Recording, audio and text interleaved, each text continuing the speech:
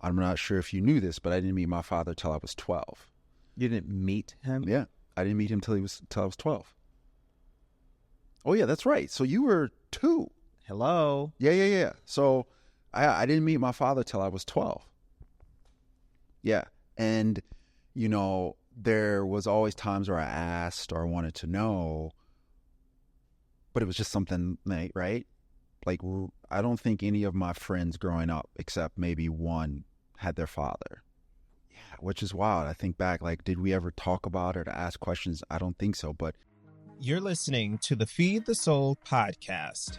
We're talking about tackling tough stuff, chasing dreams, and figuring out who we really are. Each episode ends with a word of advice or encouragement, a nugget of inspiration to empower you to dream big and take that leap of faith into the wild adventure of life. Welcome to another episode of the Feed the Soul podcast. I'm your host, Savion, and today we are joined, blessed with the presence of the big bro, the biggest of the bros, my biggest bro. Yeah, I'm not a bro. Yeah, you're right. You're right. My brother. Yes. By blood. Dr. Lawrence Moore. Pew, pew, pew, pew. I only do that because you're a DJ. An aspiring DJ. I also had this thought in the car. I was like, I'm gonna introduce you like this. Welcome to the show. And I thought, would you actually like to be introduced like that in any setting? Would you like to be introduced at like that? Welcome to the stage, Doctor. Okay, I'll be honest with you. The reason that I bought a controller was because I've had the dream. I've always wanted to be a DJ, and I love DJ-based music. And my dream would be just one time, just to have a crowd, hands up, and the beats, right? And so, however I'm introduced, I don't, you can call, whatever. But it would be maybe one day, to be introduced. I still got to come up with a DJ name, though. That's actually really cool. All right, so before we jump in, Yeah. I think that was a great appetizer to who you are. That's how we also start the show, just a little snippet. Yeah. We know that he's a doctor. Yeah. We know he's an inspiring DJ. Mm-hmm. But we also need to introduce them to the space. Yeah. Where are we at today? Where did you choose to record? So we are at Escuela Verde, a New Line Cafe. I knew it as Veilbon. I used to come here and study when I was in medical school, and it was a really nice spot, quiet. It's actually on the Hank Aaron bike trail, so very close to Miller Park Stadium. I don't even know if it's called Miller Park anymore, but found out when I was, you asked me where I wanted to be filmed, and I said, hey, I want to go to Veilbon over here on Pierce Street. Come to find out, unfortunately, Veilbon closed in 2021. But yeah, so the school now owns this. It's a coffee shop and a community meeting space. And it's actually student run. So the students that actually attend Escuela Verde actually run this as kind of like a job training opportunity. Really cool. When I looked it up, that was one of the things that they prided themselves on, was that the students are running this cafe and teaching them kind of those job skills. This setup, though, this is my vibe. Like plants. You can check out the photos on the Instagram page, but also for sure check out their website as well. And they have social media handles, and you can find those in the description notes as well. Yeah. This is my first time here, and it is really quiet. And I imagine like during the day, it's really peaceful. Yeah. And that's what I love this space because I could come here, get some coffee, get a snack, Wi-Fi. And then if I ever needed a break, as I said before, the Hank Aaron bike trail is nearby, and you can just jump right on that. Plus, the Southside Urban Ecology Center is just 2 buildings over. Also a really great spot I would study at. And the fact that they were able to open it up. Yeah. Even after hours. Very grateful to actually all of the places that I've really recorded at so far have opened it up outside of hours. It is a win for all, and I'll definitely be coming down here for sure. All right, Mr. Dr. Moore. Yeah. You want to be a DJ? Oh, let's just take it back. You're my brother. Yeah. Yeah. Like, There's that. There's that as well. So Lawrence and I are 10 years apart. Just to give you a little background on that, and I think that'll help you understand a little more about our relationship. Growing up, again, 10 years apart, like never really, and we talked about this, and very grateful that we had this conversation as adults, because I think a lot of times a lot of things get swept under the rug but never revisited.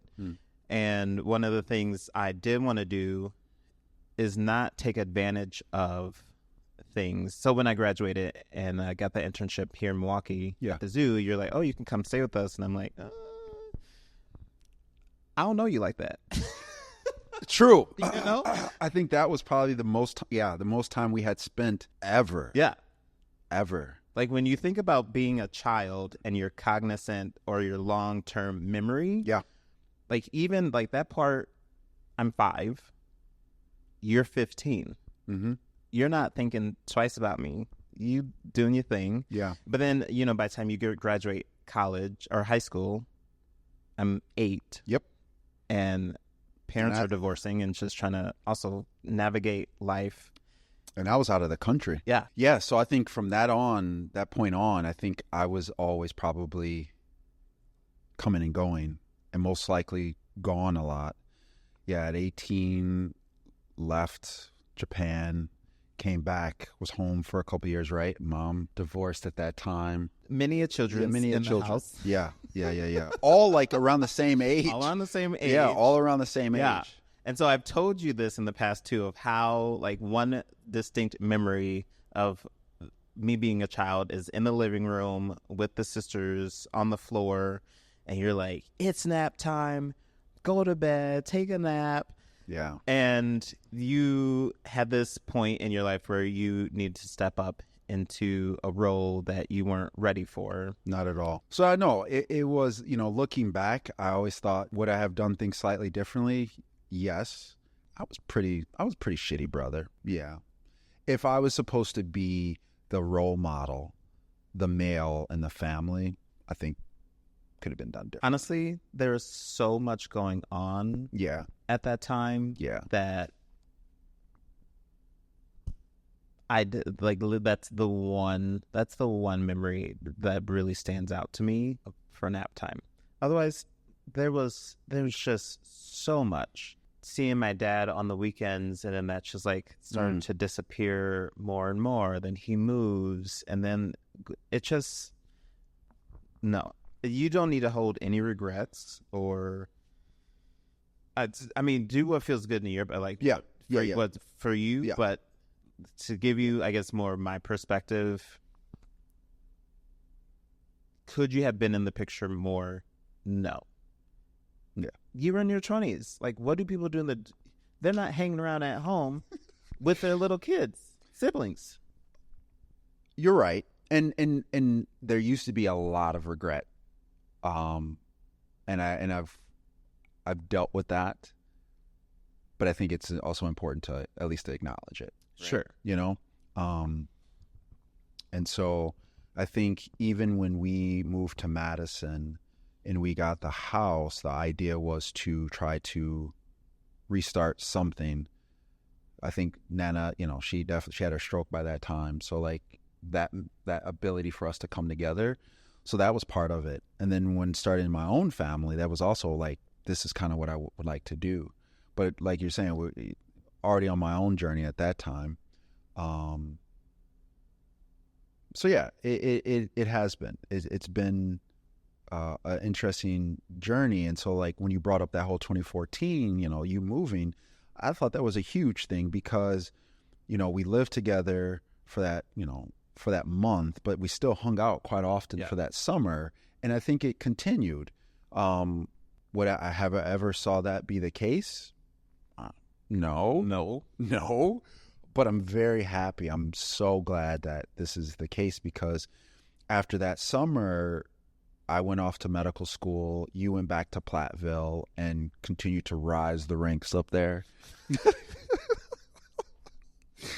Yeah, and then the thought that you would be moving back. Well, and y'all actually had a big part of that. I don't know. I thought it was fun. It was fun. Yeah. But also me coming to stay with you and Dana. So it's like, what is this dynamic? What is this relationship? What does this look like? Yeah. For us? No, an amazing time. I think the thought was then is that I had the opportunity to be there for you and offer up something. And I felt like that was kind of like what I should do, like, because I'm your big brother and we had the ability, and I'm glad that it happened. I think I was going through transition as well as that time. So, I remember driving, to Platteville, I think during your graduation, getting to know you in that regard and seeing all the things you were doing in Platteville. And then I was in Milwaukee trying to get into medical school. So in 2013, that fall, I got the acceptance letter. So from that point on, it was just my idea of trying to get to Madison. That was probably the last summer, the second to last summer. And I thought it was great being able to have that opportunity to come and hang out. Oh, before you got into medical school. Yeah. Yeah. I'm just glad that was able to happen. And then to watch you, because that was at the zoo, right? Yeah. Taking an hour-long bus ride to the zoo, back and fro. But it was one bus though. It was one bus. It was one bus. But yeah, man. So I think that was a great summer to see you as an adult, coming into yourself and figuring out what you want to do. And I was just glad that, we were able to be part of that. So, which takes me back. So, parents divorced. Yeah. You were gone. Yeah. Already. Yeah. So there was a few years where mom was a single parent with, I don't know if it felt forced or if that was asked of you or if you just did it. Yeah. But your comment of you offering your space to me because that's what it felt like you needed to do. That's what you should do. You're my brother. Like, is that, I mean, and then again, you were, I don't know, 20 or something, but thinking back then, was that also a thought, or was it something that was forced on you to take care of us? Yeah. So luckily, I think mom, and at that time, Zach, I think allowed me to be, us to be kids. So, there was things, clean up your room, do this, do that, walk the dog, whatever. But there was not much that I think I was given, I had a responsibility to watch you guys. Because of the age difference, the idea of being a big brother was there, but I think I was still very self-centered, right? Like just growing up, and I didn't think I knew how to be what I think now as a good example, a good big brother. And so when I got back so I was an exchange student in Japan for a year. And when I got back, I could barely speak English straight. I don't know if you knew this, but I couldn't drive by myself because the first time I got back into a car, I pulled into the wrong lane. And it didn't dawn on me, but yeah, so I couldn't drive. My sleep was off. So I spent a lot of nights just walking through the streets of Freeport because I couldn't sleep because I think it's like 14 hours, like something. And so I'm just giving you an example of kind of like where my head was, but I didn't know that a divorce had happened until I was in the car coming back from the airport. And I'm like, huh? And the thought is like not to ruin my experience in Japan and get me worrying. So I wasn't told. Sure. Yeah. So then it's like, hey, I need you to step up and be the man of the house. And yeah, I felt sometimes a little, at that time, I was like, what about what I had thoughts of applying and getting into a Japanese program. And yeah, and then it was like, get you guys to where you needed to go, be home, do these things. And I think that I did rebel a little bit. And I think part of that may have come out on you guys as well. And I don't think that's not to be an excuse. It's just an explanation that I think at that time, I don't think I was allowed to be just a brother. Sure. Yeah. Yeah. Yeah. I look at it now, especially as a parent now, like I didn't know what to do, like how to do, or like, I wish like that innate thing that some people have, step out and be like, yeah, blah, blah, to think about what you guys would have been going through. And I guess I can even use the T, like the trauma. The T word? Yeah, the T word. I guess I can use the T word. Honestly, I get it. Yeah, It's it was. I mean, you just struck a lot of chords with me because I think about so many people, especially in the Black community and people of color's community who are taking care of younger folks. Or think about people whose parents are drug addicts. Yep. Just like incarcerated. How that can affect people in their growing up, and not just like you, right? Because you're the older brother who had to take care of the youngers, but then like the youngers and that relationship, like it's very common, I think. And being in Milwaukee inner city, I think it's very common around here as well. But what's it like now being a parent? Have any of those thoughts, emotions, feelings from that 18 to 25-year-old Lawrence shown up in your parenting now or style? Most definitely. First and foremost, I never thought I'd have children. Again, after Japan, there was, a couple years of junior college, and then I was in London for a while. I liked to travel. I liked to be out and experiencing things. And I think that my experiences growing up, particularly not even with marriage, but even with having children, just wasn't like, ooh, yeah, do that. Like, we get by this age. Right. Hitting this age, I got to have children. Right. No, that was not there. For me, it was just like, oh, it's a lot of work, especially even with like marriage. I was like, I never really saw at that time, like close in our family, a good example of that. Yeah. So even before, and I also assumed that for there to be children, there should be a marriage. Because again, that's like kind of how we grew up, right? Yeah. And so I figured, okay, don't know if I'd get married, so therefore I probably won't have children. I was 36 when 36 when I got married. And then I was 38 when I had my first child. So at that point, like I felt, I finally figured out, I wouldn't say I've grown up, but I figured out what I wanted to do and what that would look like. And I think I had enough experiences around to show me the type of person I would want to be. The idea of being a father, I was like, could I be a good father? Like, because again, like there was some good examples, but really I think the way I learned was by not trying to do what I saw other people do. But yeah, when Anton was born, there was definitely like joy mixed with some like, I wouldn't say like fear, but I don't want to like mess it up, right? There was definitely some fear, I think some angst. Yeah, because that's when the they word. were born, there was no photos. We are not posting anything on social media. And it was like very protective, like. And that was between my third and fourth years of medical school. So that was another part of this. Like there was also this idea of I'm doing some of the most intense thing I had ever done in my life. But becoming a parent was, there was a lot of angst with that. And I'm still learning.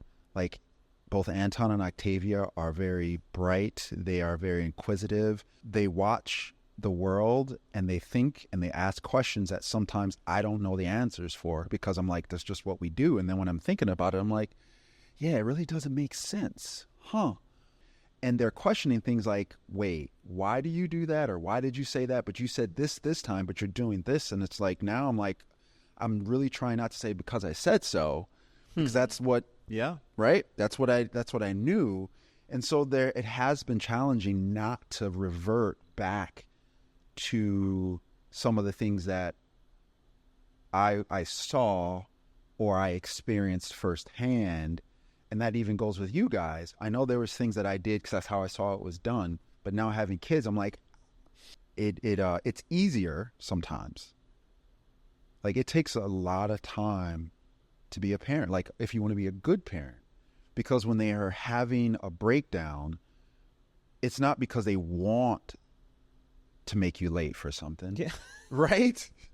It's not because they want to make things difficult. It's because they're having emotions that they don't know necessarily how to manage, and this is how they're coming out. If I felt like I was to react the way that, let's be real, right? There would be a belt that I'd have on, and there'd be a belt that you just go get the belt. And that is something that I've really tried not to do. Like, my kids do not know what corporal punishment is. And it's so easy to like just flip maybe one day, be like, you know something? Instead of having this conversation and sitting down, it would be just much easier just to whoop you. And when you talk about like, how is it different, is like, I think that part right there. And I think part of it is because we have time. We don't have a lot of the stresses I think we had growing up that I now understand. And it makes a big difference, I think, when those stressors are not there. Then you can put your time and effort to doing other things, which is including also dealing with your own trauma, your own stress, your own health. And I'm grateful for that, but it's challenging. So I think one of the biggest things is that you don't want to repeat what you saw or that was done, but also recognizing the differences there. You have a spouse. Yeah. You only have 2 children. Yes. Where mom was single family. Yeah. Home with 6 kids. Yeah. For Plus. a couple of years. Yeah. And so a lot of times I think with parenting is the understanding piece and recognizing like you're not crying, like you said, to make me late or because you just want to cry. It's like they don't, sometimes it's just, how many times even as an adult though, they usually start crying and you'd be like, why am I crying? Right. I mean, I don't know about you. Like for me, I'd be like, am I really crying this hard because I'm thankful that I have a car to get me to work? What? Yeah. Sometimes there's so much more to that, but giving them space to like have that moment and to sometimes talk it through. Yeah. Or not, but then also having that privilege of a 9 to 5. You get to have time together. You get to process those things together, which is amazing. Yeah. But yeah, it definitely has, I think of myself now, and it as an adult, it actually also really changed my relationship with my own father. I'm not sure if you knew this, but I didn't meet my father till I was 12. You didn't meet him? Yeah. I didn't meet him till I was 12. Oh, yeah, that's right. So you were 2. Hello. Yeah. So I didn't meet my father till I was 12. Yeah. And, there was always times where I asked or wanted to know, but it was just something, right? Like, I don't think any of my friends growing up, except maybe one, had their father. Yeah, which is wild. I think back, like, did we ever talk about it or ask questions? I don't think so. But and I didn't actually meet him first. I met my grandmother. My grandmother actually is who reached out. And so my granny is the one who actually I stayed with first.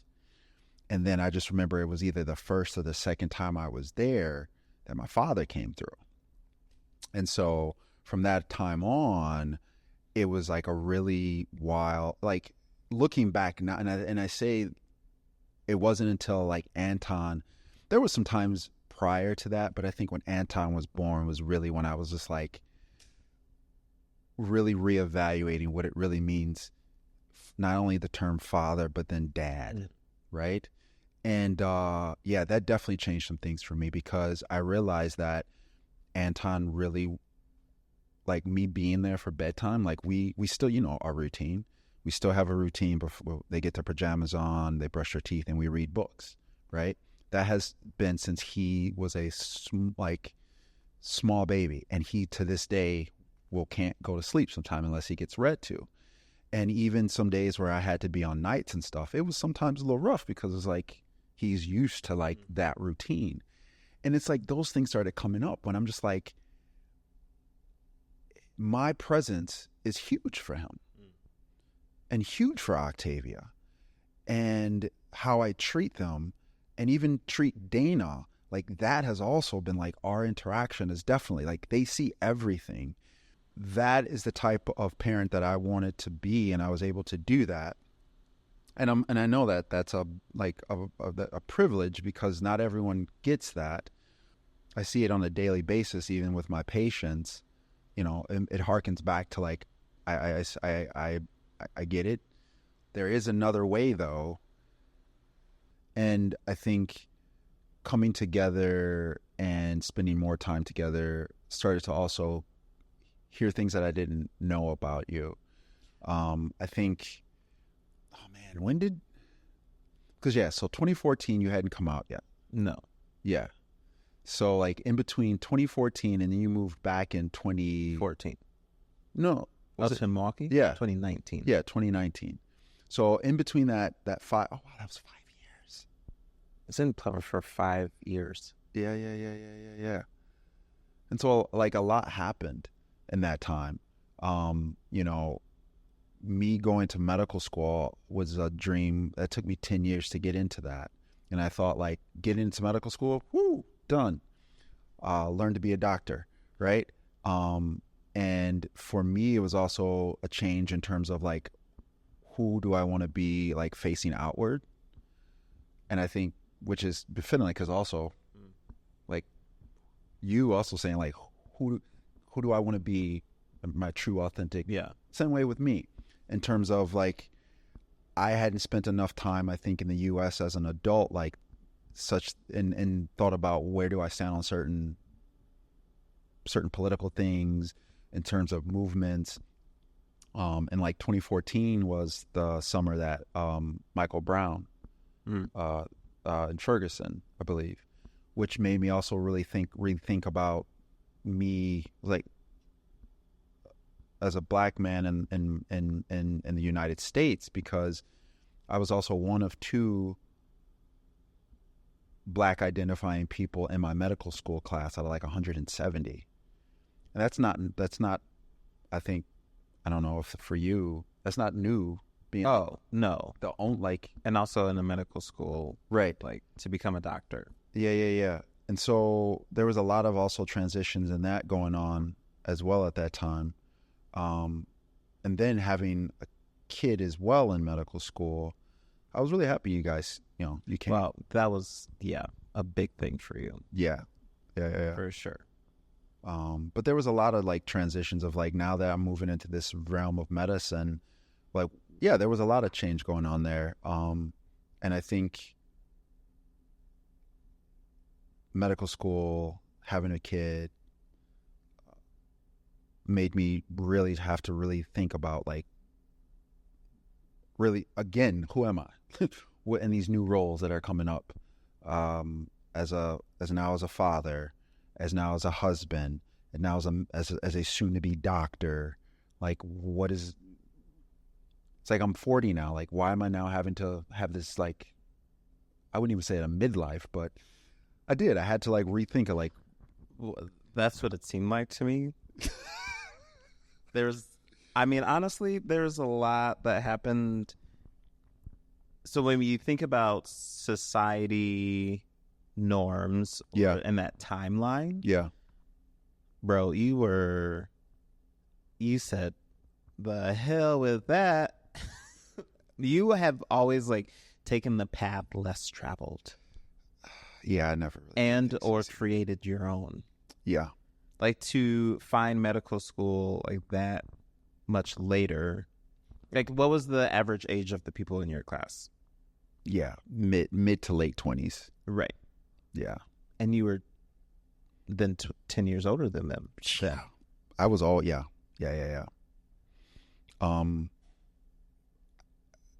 Something just never felt right. Just going through the thing, like finish high school, go to college, get married, have kids, or get a job, get married, that just didn't. No, it's like, I would come back on Thanksgiving and go, that Thursday or the Wednesday before Thanksgiving and listen to people, and I'm like, oh man, I'm so behind. Yeah. I should be doing that too. And then someone was like, oh man, dude, I so envy you.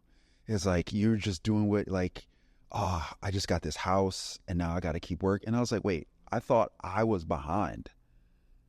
I thought, wait, what? So it made me really think, like, so what is it that I really want to do? And I'm like, right, I want to travel. I want to get out there and see and do things. And so that's what I did. And, you know, the only reason I got a degree is because mom said I couldn't leave the country again until I got a degree. So I was like, all right. She's like, you gotta figure out something. So I decided, you know, international studies, thought maybe I'd do foreign service. And I was like, ugh. It's like, they're going to make me cut my hair. Cause like I haven't had a haircut since 2001. And I was like, oh, they're gonna make me do all these things. Like I'm not gonna conform. And so yeah, when I got back from the Peace Corps, I was like, you know something, this is what I want to do. I want to be of service to people, and I really like science. I really like, you know, all these things. I could be a doctor, but you got a degree in international studies, but you need to have chemistry and all this. I was like, cool, I can do that. So yeah, so I ended up. That's why I was in Milwaukee. I figured out what I wanted to do, and I thought it was just going to be medicine. I thought if I give people the information and I give them, they'll be healthy. That struck a chord because I think my life has also revolved around service. Yeah. I grew up with service. I assume you were also put into situations where you were to serve as well. And one of the episodes, I guess Serving Grief, I talked about helping at funerals a lot and weddings. We served in church all the time as well. And I kind of just like picked that up and ran with it, I suppose. Everything, like all the jobs that I have had have been in service. Me too. As well. Yeah. And so that led you, though, to being a doctor. Yeah. So the same, you know, whether it's helping out at church, you know, had to be, you know, I don't know if I was an usher. Mom, maybe. Yeah. Right? I mean, that's where you start. That's where you start, right? First job was in a movie theater. Loved it. Loved making sure people had what they needed to enjoy their show. Volunteered, did things like that. So, you know, one thing I can definitely say is that we always, if someone had or needed something, I think you would agree that Mom and Kim, and like they would do for that person. And I think that was always something that struck me as like, hey, like I can help you. I can do that. Even just taking food over when someone, you know, right? Yeah. When something happened. This plate. So that idea of just always thinking about, and thinking about someone else, but what I wanted, always like to do is think about it before they, like, think about how should I say this? Before they knew they needed it. What do they call that? Anticipate the need. Yeah, anticipate the need. And I think if I definitely credit Mom for helping like instill that thing. It's like, it's not just to do that thing, but think about, what would I like, or what would they like, you know? And so I think I thought that I needed to go to Botswana. I needed to go to a developing country to be of service. Because I thought that's where it was needed the most. And again, this is coming from someone naive who grew up in Northern Illinois and never really went to other places in the country. Well, I don't think so. When it's like, don't throw away your food because there's starving people in Africa. Yeah, right. Okay, there is that. But it puts this idea that we're also doing much better than we really are. Oh, sure. Yeah. Yeah. Right? Yeah. And so it took a friend of mine who's from Louisiana to be like, do you know there's people here, starving people in your backyard. Yeah. And don't have running water. Right. And don't have electricity at home. And to this day, right? And I was like, I didn't know. Really naive of me. And on top of that, this idea, I had this long things that I was going to do when I got to Botswana, like going to help them do this, going to help them do that. And I'm there for 2 years, but that first year was just me getting to know my community and just showing up. Sometimes the things that I thought were going to be so brilliant, people are like, yeah, nah, this is what we really need. Yeah. And so that really taught me to, like, first you got to show up and you just got to listen. And then maybe somebody go, hey, Lawrence, like, I heard you knew how to do this, or you're interested in that. Do you think you can help with that? And getting your in that way. And so when I got back, I knew I wanted to be a doc. I wanted to do medicine. So I was here in Milwaukee doing my post-bac, and I got involved in a program called RUSH, which stands for Rural and Urban Scholars in Community Health, which is kind of like a joint between UWM, UW Parkside, UW Platteville. And I got involved, or got aware of a program that taught how to be a community-minded physician. It's called Triumph, Training in Rural and Urban Medicine and Public Health, through UW School of Medicine and Public Health in Madison. And I was like, that's the type of doctor I want to be. I want to be someone who's out in the community. That's kind of what I did in Botswana. Just being there and being, you know, having your finger on the pulse of what's going on in the community and how can I help with that. And so I knew that I wanted training in public health, and I wanted to be a family medicine doc because I felt that was going to be the doctor that would allow me to be in the community. So I always knew from the time that I got to Milwaukee in 2010 that my goal was to get into the school in Madison. Although I said I'd never go back there again, having done undergrad there, but I said I wanted to go, and did what I wanted to do. I got into the Triumph program, which, you know, that's what brought me back to Milwaukee. Graduated, did my residency here in Milwaukee. And the nice thing about the program I was in, it has former Triumph students on faculty. So they also had that community-minded approach to medicine. And so I knew I wanted that. I did my project in Triumph with the Walnut Way in the Lindsay Heights neighborhood, working on the second phase for their Wellness Commons, which is on North Ave and 17th. Go check that out. But yeah, I knew that I wanted to help prevent the things that we saw growing up. And I thought that becoming a doctor, I could aid in that. But what was surprising is there's these things called social determinants of health. It's the non-medical things that keep a person healthy. And it's things like where you live, the education you have, you know, the job you have, all those types of things will like help keep you healthy. And the surprising thing is that healthcare is only 20% out of that 100, which keeps a person healthy. Oh. Yeah. Which was a little shock to me because I thought, well, like sleep, a good household. Yeah. Yeah. And over 50% of that is based on your zip code. Oh, for sure. Right? So like you hear this thing called location. Yeah. Yeah. It's almost like where you live, your zip code is almost just as important as your genetic code when it comes to like your health. Well, yeah, that's why they want the best zip code for the best schools and communities and safety. But what's not what I see on there are like grocery stores. Yeah. It's there. Food deserts. Yeah. And so that is something that was, you know, I was grateful for getting in my medical education. And then I also went ahead and got a master's in public health. And so that has been both a blessing and a curse. It's almost like the red and blue pill in the sense of like, it made me then go back and look at our own upbringing. Like Freeport, I thought we did pretty good.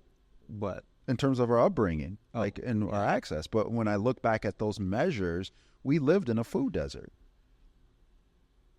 We were in a medically underserved area. There were very few, like we had to travel to the other side of the city to get access to medical care. Right. You know, and food for the most. And food. That we were in a food desert. Yeah. But see, I didn't know those things. I didn't understand those things. And then you start learning about also the fact that like policies and all the things that went behind that to get where we are, right? Right. Yeah. So it's been an interesting trip on this side as a physician. So as a physician, we're going to move into the dessert piece. Speaking of deserts, the dessert piece, the dessert piece is like this end of the episode, kind of leaving it on a good note, or just like some advice. And as a doctor and being in this inner city, and you want to give back, for the most part, I think people know what is wrong with them, or they know what to do. Like, we know, like, exercise, eat right, drink water, good sleep, right? Yeah. That's just like baseline, I guess. But what you see in the hospital or in the clinics, what would be your top, like, 3 to 5 things that people can do that's realistic, or maybe something that they don't think about, to help improve their health? Yeah.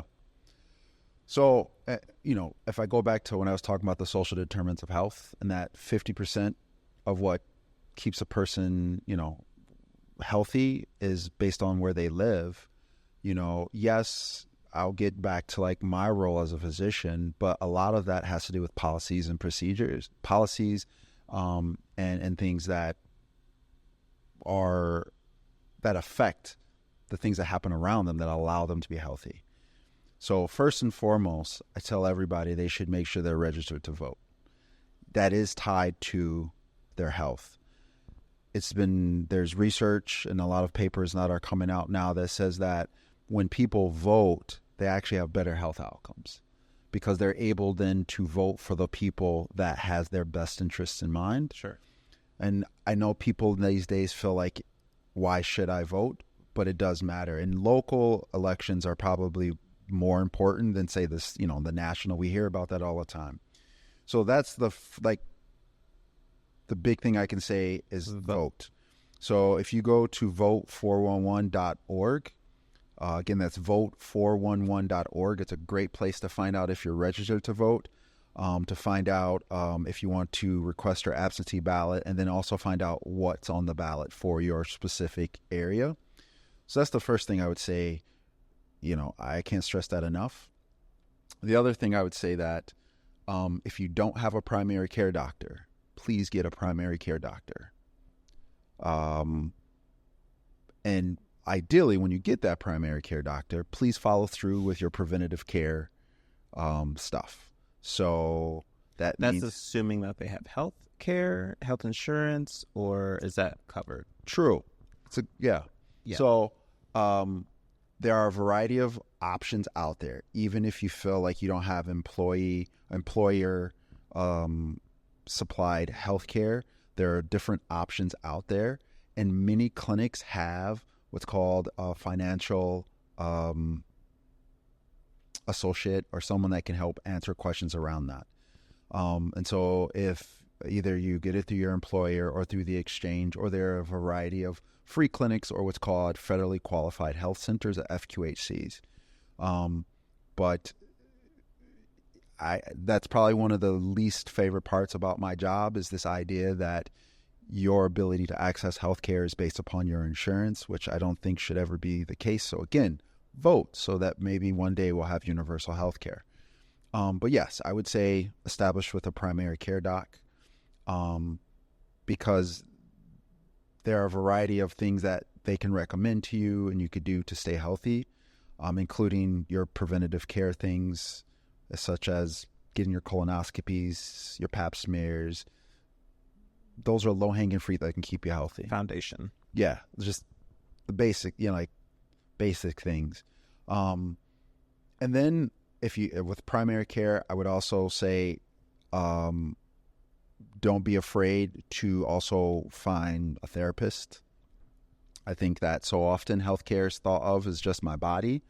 But I think that's also a part that we are, failing to adequately address. So even if you find a therapist and they're booking a ways out, please make that appointment so it's on the books, and then call, periodically to see if someone's canceled and you might be able to get in sooner. I think that is one of the big things that I see people come in and saying that I don't like feeling the way I feel, or this thing is I'm feeling this, and they think that it's going to be a physical it's like a physical reason behind it, and many times it's depression or anxiety, or PTSD, post-traumatic stress disorder, coming through. And I'm really trying to normalize behavioral health services, because a pill is not going to be the thing that's going to address it. Yeah. Vote, get primary care, also a primary therapist. My recommendation is to take advantage of those free consultations. Yeah. But also going into that with questions that you want to know about that person. I think a lot of things that hold us back from getting therapy is, oh, they're going to judge me, or they don't get me, or what I'm going to be talking about. So going into that free consultation with those questions: what's your background? What are your areas of expertise? Who have you supported in the past, and what would they say about you? Yeah. All of those questions. And here are some topics that I think are in my life.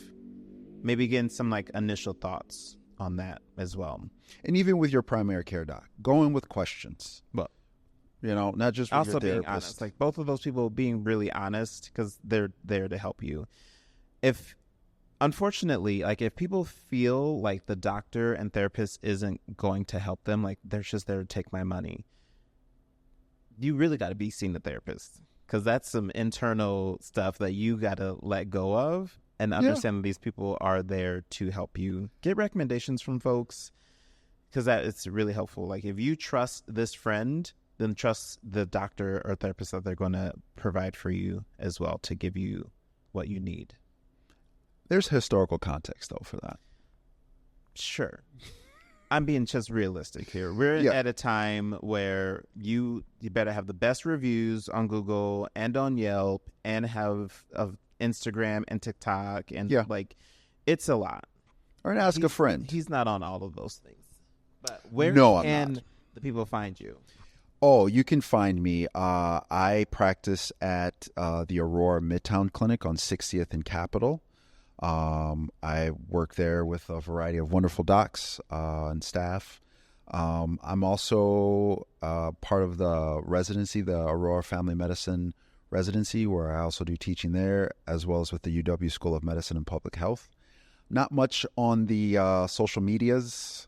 I keep being told that I should be. The docs are out there. But I'd rather I'd rather be known for what I do, right? I think that right now my practice, I've been practicing almost 2 years now as an attending, and I think that the number of people that I get is because, you know something, I talked to my uncle, or my aunt told me to come, or my son sees you. Exactly.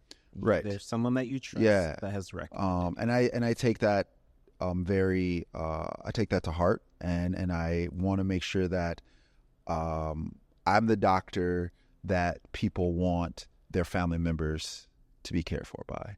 Right, because those folks aren't writing reviews about you. Right, that's word of mouth. Yeah, and my reviews are all right. They're pretty good. Humble brag. It just but I'm still learning. I'm still trying to figure this. Well, I hope so. You're in your second year.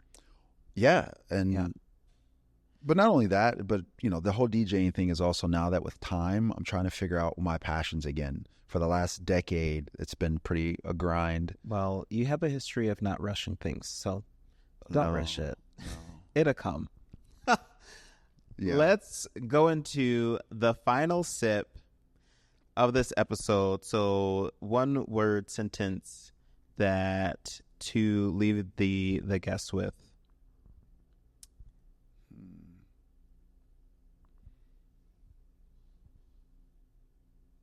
Yeah, I think you just hit it on the head. Like, take your time. I think everything now these days is telling you that you have to be there, be present, be on, always doing things. And I think, it is good sometimes to just slow it down and actually listen to yourself about what you want. And sometimes it may go against what others are doing or saying, but if it's what you feels right to you, do that.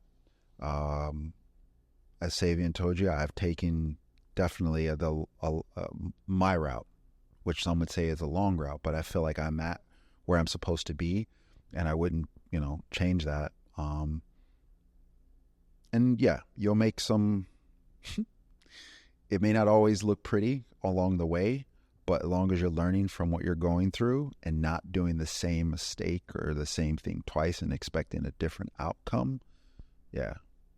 Take the path less traveled and trust where you're going. Trust where you're going. It might circle back around, but keep treading forward. Well, come check out the New Line Community Cafe here on Pierce. Thank you so much. Yeah. Lovely space. Come hang out with some of the students, let them serve you, and just learn some work ethic that sometimes we be missing. It's good to get it while you're young. Facts. It goes with you. Remember, to the world, you may be one person, but to one person, you may be the world. I'll catch you in another episode of the Feed the Soul podcast.